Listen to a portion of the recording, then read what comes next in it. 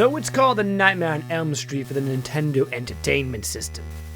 You probably have some conception that there was in fact a Nightmare on Elm Street video game, but you may not remember how absolutely absurd it is. And I always wondered if Cleveland-born director and Nightmare creator Wes Craven played this at all, or even ever saw it, or even cared about it. You play the role of a random teenager who must side-scroll his way through a Nintendo Entertainment System version of Springwood, Ohio, entering various buildings in a hidden order, more on that later, to collect Freddy Krueger's little wrenches. Bones that are scattered around in places like a house, a school, a scrapyard, and other normal places where it's up to you and you bonely to whip them back into the high school furnace and kill Freddy forever. Or until they convince Robert Englund or somebody else to put the makeup back on. In your journey, you will be fighting iconic villains from the Nightmare on Elm Street film series, such as notable enemies like a snake, a bat, a spider, and a Frankenstein's monster, and a chunky little rat. Another gem illustration here in the manual. God, I love manuals. How many times you see a night prowler, a hound, and what's that? A boggle. Yeah, what's a boggle? They don't just look mean, they are mean. Very threatening. But it's Nightmare on Elm Street, baby. Who cares, right? Just give them Freddy and they'll be ready.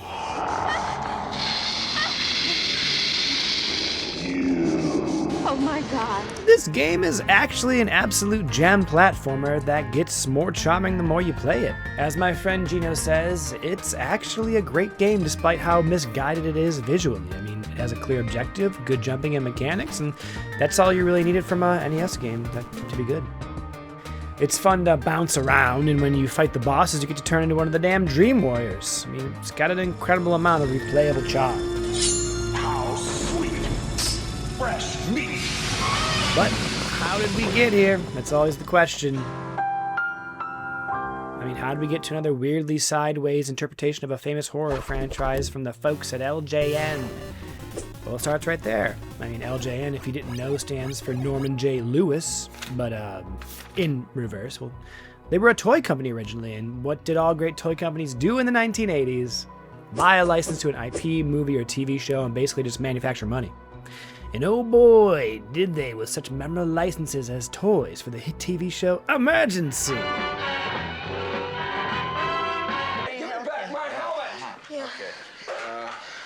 Get out of here!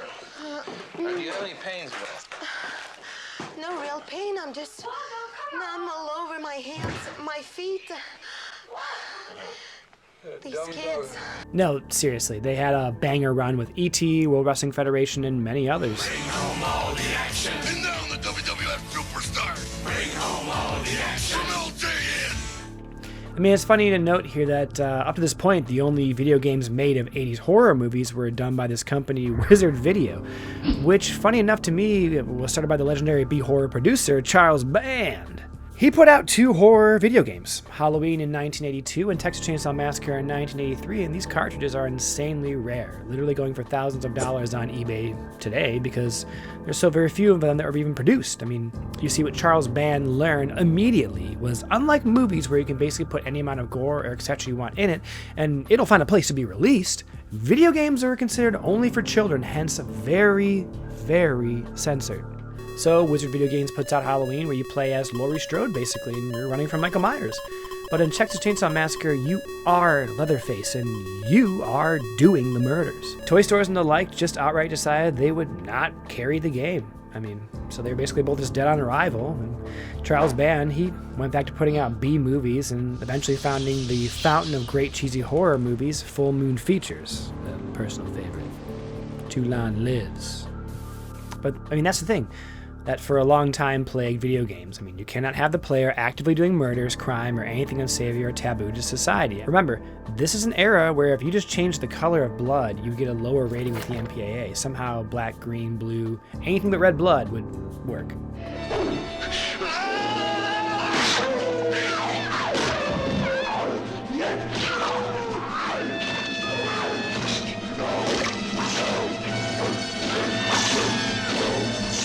Well, the geniuses at LJN apparently, they didn't read that note. And when they originally developed this game, you were Freddy Krueger, and you murdered teenagers. I mean, they even advertised this in one of the first Nintendo Powers. Check out this ad. I mean, you are Freddy Krueger. And these mysterious game stills, which no one can seem to determine if they're actually early development version of this game that was never released, or just manufactured screenshots of what the game would potentially look like. No one's sure. I mean, it's been noted by others that the overhead of Elm Street here looks exactly like the overhead Elm Street view from the Commodore 64 game that came out at the same time as the NES game, so maybe that's part of where this is from. Anyways, they, of course, finally saw what happened to Halloween and Texas Chainsaw for Atari and went, shit, never mind, dude.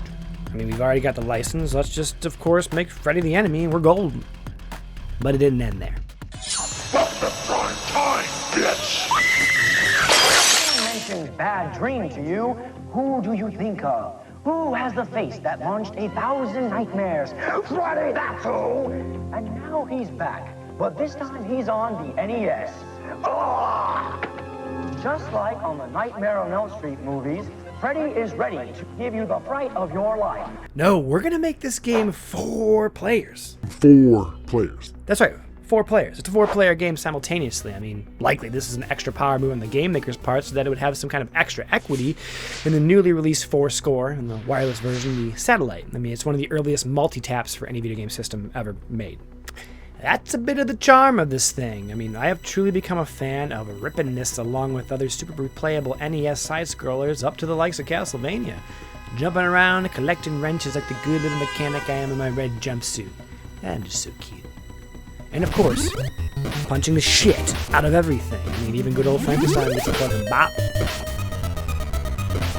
But, uh-oh, you gotta do it fast because if you don't, you fall asleep. Right up there, you got the sleep meter that when time goes down, and when you get hit, it goes down, and when it does, you're in the dream realm, buddy. And here come all those famous Nightmare on Elm Street villains again, like Flying Freddy Heads, Pan the Greek God, and, Red Skeletons. Which, I mean, I guess there kind of was in some of the movies skeletons that run around, so sure.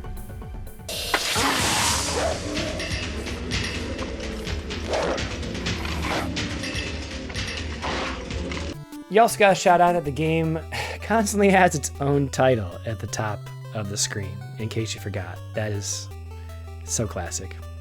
Anyways, so you look like a mechanic, which makes sense that you're tracking down wrenches. I mean, shit, you can't get enough. Good mechanic has a lot of wrenches. Okay, actually, you're an Elm Street teenager, right? But not just one Elm Street teenager, you're all of them, baby. Except you're just this white guy with no sleeves on, pretty much the entire time. I mean, I guess in a weird way, you're a combination of all the male jocks in the series.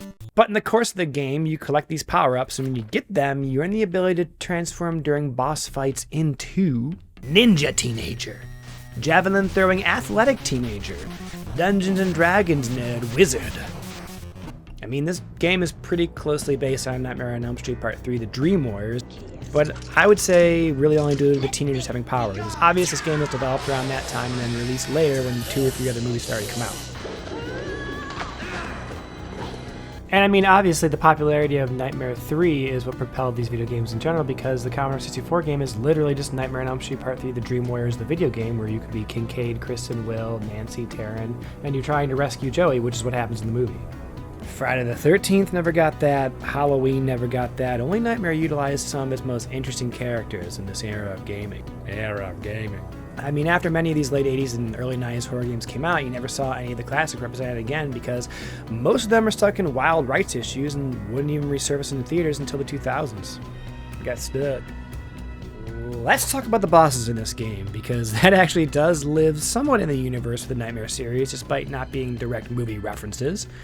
I mean, you got to battle a big elongated Freddy glove, which, I mean, does kind of happen in Nightmare Part 1. Freddy's big tongue spitting head, which, I mean, he does spit his tongue in Nightmare 3. And a floating Freddy glove, which I feel works as an interpretation of a fighting Freddy, kind of, you're fighting him as he is the level.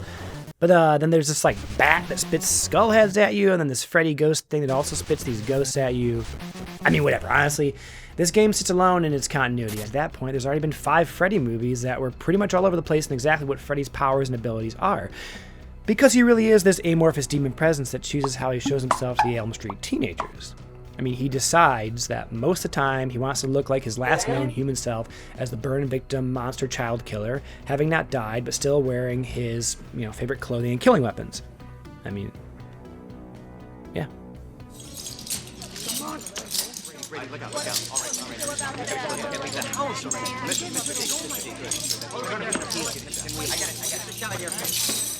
One more, please.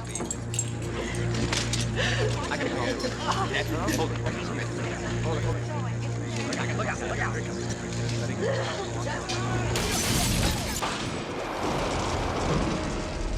Ready. We know what you want. I want it all! Of course you do. Then open up. And you shall be Forever!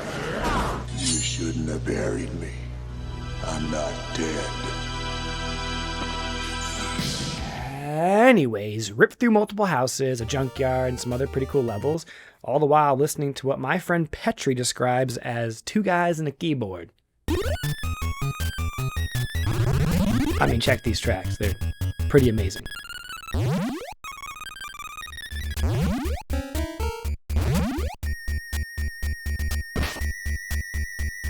I love that also when you pause, it just hits you with a non-stop bass note.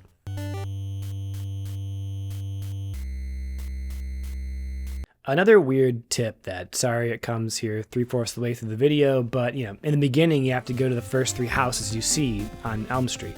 But it's randomized as to which one you start off with and which one is next, and the first time I played this I was really confused by that. Also, there are 2 frame-perfect jumps in the final stage that will literally eat up all your spare lives and just cause me insane frustration.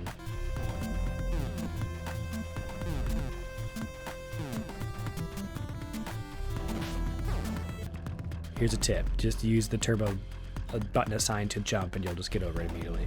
Anyways, whoop Freddy over and over again, perhaps even encountering Freddy when you run out of awake points and end up in the dream world, and you get to the last stage, the boiler room of the high school, where you must fight literally every single boss again. Yeah, I mean, that's where you realize this game isn't about completing it. It's not about the story, it's just about playing it and enjoying the mechanics.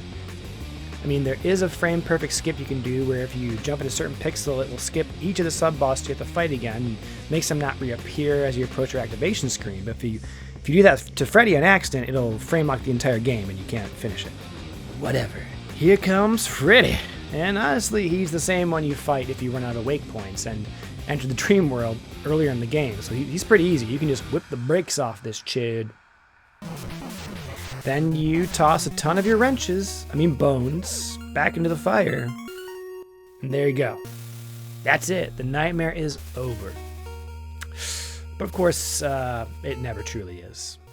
Well, I guess to this point, we've never gotten another Nightmare on Elm Street game, and honestly, we may never. I mean, personally, I'd rather it stay that way. We just, why would we toss Freddy in another one of these 4v1 meat grinder of a games like they did the rest of the slashers? Oh, wait. They already did that in Dead by Daylight. Yeah, so you can finally play as Freddy and kill people.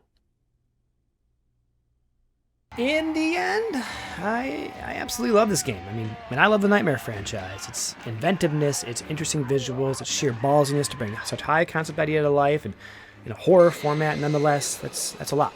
And I primarily work in art department on film and TV shows, and I can't begin to tell you how impressed the practical effects, the sets, the ephemera of all the Nightmare movies are from an art department standpoint. It's miraculous what they pulled off. And practical, too. No CGI until way later in the series. In many ways, much like Nancy in The Nightmare 1, you don't really know if anything that happens in the movies is actually ever really happening because you're only ever seeing 1 to 3 characters ever acknowledging it actually occurring. They all just agree they had this shared traumatic experience, and adults and authorities are never able to help them. It's a story of lived trauma in many ways. Who will believe you, and what are their motivations for doing so? Dressed up in a fun, spiritually demented, and charismatic killer shell. It's macabre at its best. So of course, we got a video game to maximize on the capitalistic meat grinder of marketing and money that this series did in spades. Look at some of this shit. It is amazing and hilarious in so many ways.